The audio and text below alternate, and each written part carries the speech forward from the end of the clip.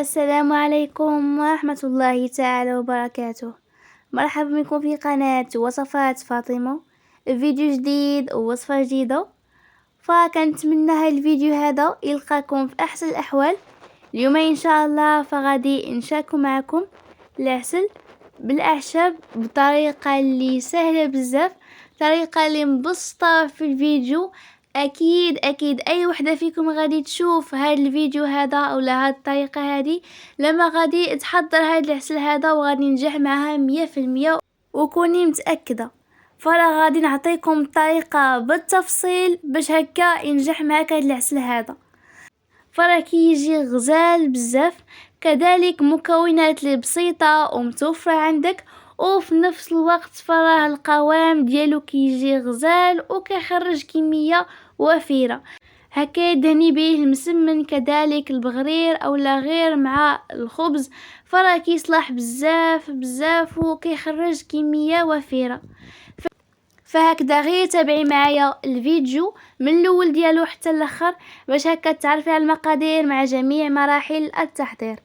كما العاده فإلا كنتو جداد في القناه فكنقول لكم مرحبا بكم، وما تنساوش تنضموا للقناه بالاشتراك الاحمر الموجود اسفل الفيديو مع تفعيل خاصيه الجرس باش هكا يوصلكم كل جديد.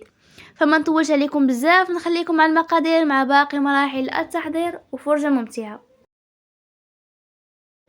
فكما العاده غادي نعطيكم المقادير وفي نفس الوقت طريقه التحضير باش هكا الفيديو ما يجيش طويل بزاف.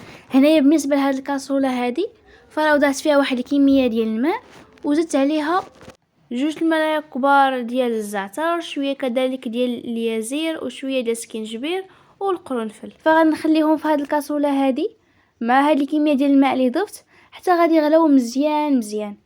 من بعد ما غادي يغلاو فغادي نطفي عليهم وغادي نحتفظ بهم جانبا.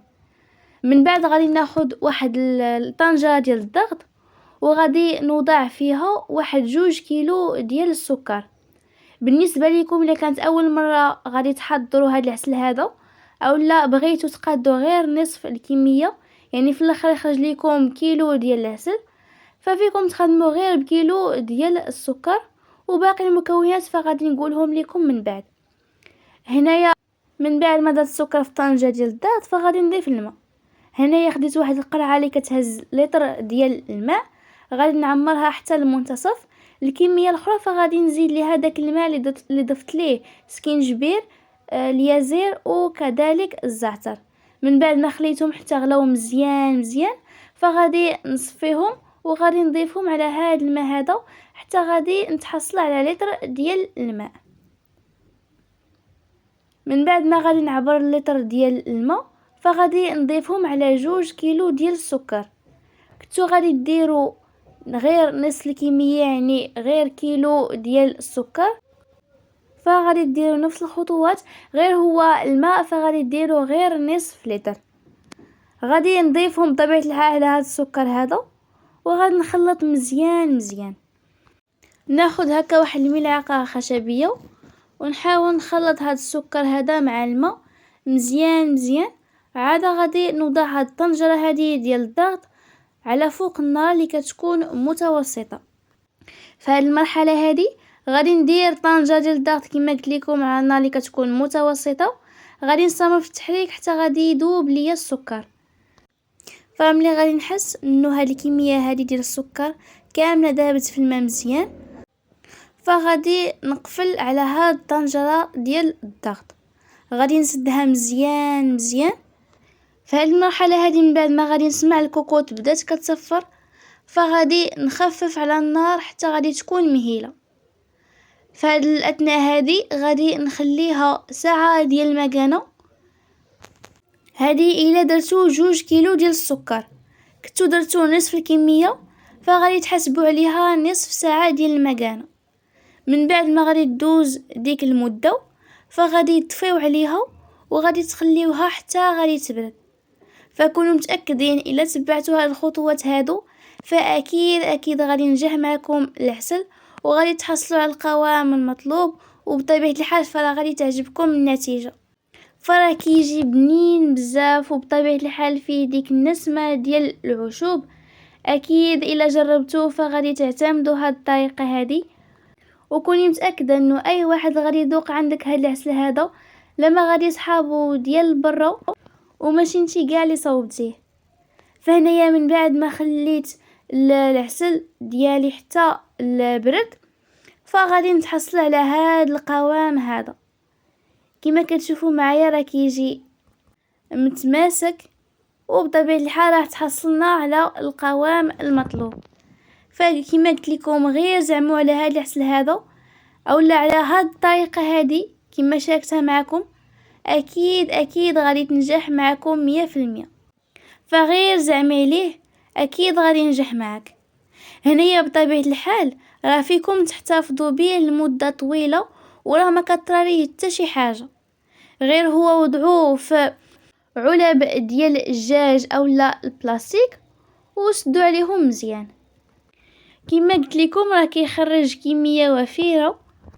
بالنسبه لينا فراه عمرنا هاد جوج ديال القراعي، وكان شاط لينا بطبيعه الحال ودرناها في قرعه اخرى.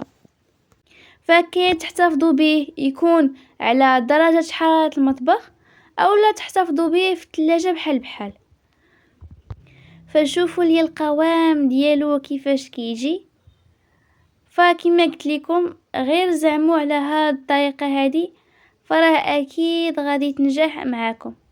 هكا دهنوا به المسمن كذلك البغرير اولا ديروه غير مع الخبز، فراه كيجي غزال بزاف. كما قلت لكم راه اي واحد غادي يذوقو عندك ما غاديش يصحاب ليه انه انت اللي حضرتيه. فعلا راه كيجي غزال بزاف وناجح 100%. كنتمنى الوصفه ديال اليوم تنال اعجابكم، وبطبيعه الحال جربوها. كما العاده الا كانت هذه اول زياره لكم القناه وعجبكم المحتوى فكندعوكم بالانضمام بالاشتراك الاحمر الموجود اسفل الفيديو مع تفعيل خاصيه الجرس باش يوصلكم كل جديد. وبطبيعه الحال فإلا عجبتكم هذه الوصفه هذه فما تنساوش لايك للفيديو، شاركوها مع احبابكم واصحابكم وفي مواقع التواصل الاجتماعي باش تعم الفائده. وبطبيعه الحال ما تنساوش تخليو لينا الراي ديالكم في التعاليق، او حتى الا بغيتو شي وصفه نشاركوها معكم من بعد فممكن تكتبوها في التعليقات. كذلك شكرا لكم بزاف على التعليقات ديالكم، وكذلك لايك اللي كتخليو لينا، فهذا كيشجعنا بزاف باش نستمروا بنشر المزيد من الفيديوهات. فهنايا وصلنا لنهايه الفيديو، شكرا على المتابعه، نتلاقاو في فيديو جديد مع وصفه جديده، مع السلامه.